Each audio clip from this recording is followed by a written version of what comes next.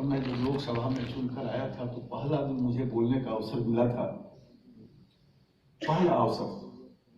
तो हमने उसमें मांग की थी कि मेरा क्षेत्र चंपारण है, मोतिहारी उसका मुख्यालय है। मैंने कहा कि मोतिहारी में यूरिया का रेट, ये डिमांड थी। लाठियां चलती थी, अश्रु गैस के गोले छोड़े जाते थे। इसी परिषद के अंदर हमारे किसी वैज्ञानिकों ने न अनुसंधान किया बल्कि फील्ड ट्रायल भी किया। नीम कोटेड हजारों हजार करोड़ रुपया जो हमारे खजाने से यूरिया बनाने वाली फैक्ट्री को जाती थी, आज भी जाती, कि समय पर उचित समय पर उचित कीमत पर किसान को यूरिया। इन लाठियां चलती थी, अश्रु गैस के गोले चलते थे, क्योंकि पिछले दरवाजे से केमिकल फैक्ट्री को चला जाता था, सिंथेटिक दूध बनाने वाले को चला जाता था। हमारे वैज्ञानिकों ने, कृषि वैज्ञानिकों ने मेहनत की, खोज की, फिर ट्रायल किया और कृषि मंत्रालय को दिया कि नीम कोटेड कर दो तो ये किल्लत समाप्त हो जाएगी, मिलावटी कारोबार भी इसका नहीं उपयोग हो। और भी कई प्रकार के सुधार किए। मुझे ध्यान में है कि देश के कृषि मंत्रियों की बैठक हुई थी, किसान को अच्छा मूल्य मिले, इसके लिए ई मार्केटिंग 3 साल के अंदर 7 प्रकार के सुधार, कई रिफॉर्म्स। और अंत में स्वामीनाथन जी के किसान आयोग की घोषणा है 2003 में, और स्वामीनाथन जी बाद में उसके अध्यक्ष। अब स्वामीनाथन जी अध्यक्ष बने, अटल जी के समय कुछ रिफॉर्म शुरू हुए थे। 2006 में स्वामीनाथन जी ने, मैं स्वामीनाथन जी का नाम इसलिए ले रहा हूं कि आप सबके बीच से हम निकले थे, आज उनका मार्गदर्शन देश को मिलता है। 2006 में उन्होंने जो सिफारिशें दी, उसी सिफारिश के आधार पर 201 सिफारिश की को अपनाकर राष्ट्रीय किसान नीति बनाई। और वो जो 201 सुझाव थे, आप सबके जो ज्ञान विज्ञान है उसका भी प्रगटीकरण उसमें था, जिसमें चुनौतियों का सामना करने का भी उपाय बताया गया था। अब 2006 से या 2004 तक जो रिफॉर्म्स आप सबने किए थे, किस तेजी से आगे बढ़ा, हम उसके विस्तार में बहुत नहीं जाना चाहेंगे। लेकिन उस समय जो 2006 में जो सिफारिश की गई, स्वामीनाथन जी ने 6 अगस्त 18 के अपने लेख में जो लेख लिखा है, मैं उसकी चर्चा करना चाहूंगा। चर्चा इसलिए करना चाहूंगा कि हमारे वैज्ञानिक, हमारे देश के मनीषी जो कुछ देश के कल्याण के लिए सोचते हैं, विचार देते हैं, जो एजेंसी इसको कार्य रूप देना है, वो यदि ईमानदार नहीं हुआ तो पूरे देश को उसका परिणाम भोगना पड़ता है, सबके मेहनत पर भी पानी फिरता है। उस समय स्वामीनाथन जी ने जो 6 अगस्त को लिखा कि वर्ष 2006 में प्रस्तुत इस आयोग की सिफारिश में न केवल कृषि के उन्नयन के लिए सुझाव दिए गए थे, बल्कि किसानों के परिवार के आर्थिक हित के लिए भी सुझाव दिए गए थे। हमारी योजनाएं उत्पादन केंद्रित थी।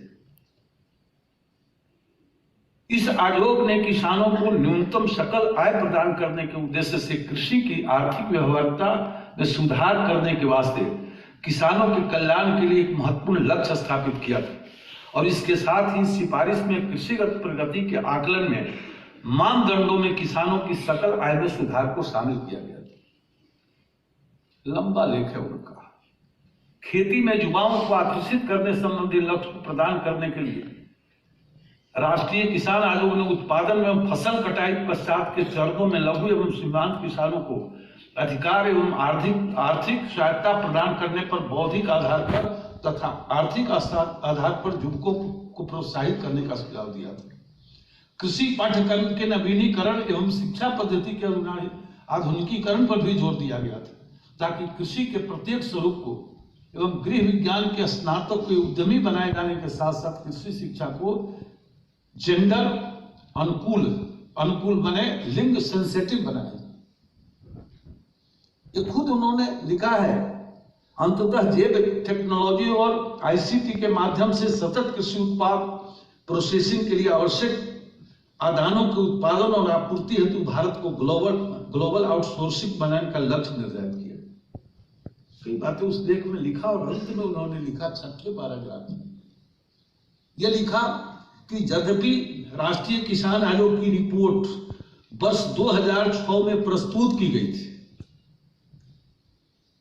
परंतु जब तक नरेंद्र मोदी जी के नेतृत्व में सरकार नहीं बनी थी तब तक इस पर बहुत कम काम हुआ था। ये मेरे शब्द नहीं है, मैं इसकी चर्चा इसलिए कर रहा हूं कि आपके ज्ञान, आपकी खोज, आपके परिश्रम का पसीना, उसके परिणाम के प्रगटीकरण करने की जो मशीनरी है, यदि वो ईमानदार प्रयास नहीं करता है तो निश्चित रूप से जो मेहनत करता है, परिश्रम करता है, खोज करता है, उसको चोट लगती है और देश का भी नुकसान होता है। तो उन्होंने लिखा कि तब तक इस पर बहुत कम काम हुआ था, और मैंने तो फाइलों को देखा, ये तो विद्वान है, संयमित भाषा में लिखे, नीम कोटेड ई मार्केटिंग, सारे ठंडे बस्ते में पड़े हुए थे। फिर वही लिखते हैं कि सौभाग्यवश पिछले 4 वर्षों के दौरान किसानों की स्थिति और आय में सुधार करने के लिए कई महत्वपूर्ण निर्णय लिए गए। मेरे पास था कि हम क्या क्या किए, लेकिन मैं उसको नहीं बोल रहा, क्योंकि हर आदमी अपनी प्रशंसा तो कुछ न कुछ करने का स्वभाव है, राजनीति में तो ज्यादा। तो इसलिए उन्होंने जो कहा कि किसानों की स्थिति और आय में सुधार करने के लिए कई महत्वपूर्ण निर्णय किए गए हैं। अब इसके विस्तार में नहीं जाऊंगा, क्योंकि एक एक निर्णय जो हमारे हैं उस पर उन्होंने लिखा है, और मैं कोशिश करूंगा कि सभी प्रतिनिधियों को कल सुबह में मैं उपलब्ध कराऊं। लेकिन आज जहां हम खड़े हैं, कृषि में बदलाव आज भी समय की आवश्यकता है। सरकार ने कृषि के पुनरुद्धार के लिए, साथ साथ किसानों की समृद्धि के लिए जो कई योजनाओं का निर्माण किया है, क्रियान्वयन किया है, जो स्वामीनाथन जी ने जो कुछ लिखा है वो मैं कल आपको उपलब्ध कराऊंगा। लेकिन किसानों की आजीविका सुरक्षा और कल्याण सरकार की प्राथमिकता रही है पिछले 4 वर्षों के, 4.5 वर्षों के अंदर। किसानों की आय दोगुनी करने के हर संभव प्रयास किए जा रहे हैं। हाल ही में सरकार ने एक और घोषणा की है कि हम सारे जो योजना चलाते हैं हम आप मिलकर, देश के अंदर 14.5 करोड़ किसान हैं, इसमें 12.5 करोड़ लघु और सीमांत किसान। ये जो छोटे किसान हैं, जिनके पास ½ एकड़, 1 एकड़, 2 एकड़ जमीन है, हम सब जो मेहनत करते रहे हैं उसका लाभ उसके तक ठीक से पहुंचता नहीं रहा। और आज भी कई सुधार के बाद पहुंच रहे हैं। इसी देश में प्रधानमंत्री थे जो बोलते थे कि 100 रुपया में 15 रुपया पहुंचता है। ये बात सही थी, बीच में ही कोई हाथ इसको खा जाता है।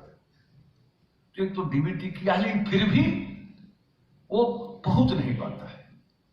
कोशिश हो रही है, और जितना हम डिजिटल दिशा में बढ़ रहे हैं उतनी पारदर्शिता और इसके परिणाम भी प्रकट हो रहे हैं। 3-4 वर्षों में संपूर्ण प्रगटीकरण होगा। लेकिन अभी क्या हालत है, जिसके ½ एकड़, 1 एकड़, 2 एकड़, 5 एकड़ से नीचे के किसान, इन सबके खाते में 6,000 रुपया प्रति साल देना। अब कुछ लोग सोचते होंगे कि 6,000 रुपया, मैं जिस गांव में रहता हूं 30-40 परिवार में वर्षों से शौचालय है, बिजली है, गैस है। इस 4 साल में सब घर को पहुंचते। ये जो 24 परिवार है जिसके घर में पहले से शौचालय है, बिजली है, उसको लगता है कि कुछ नहीं हुआ। वो जो नहीं था जिसके घर में, उसको लगता है कि कुछ हुआ। तो 6,000 रुपए की जो राशि है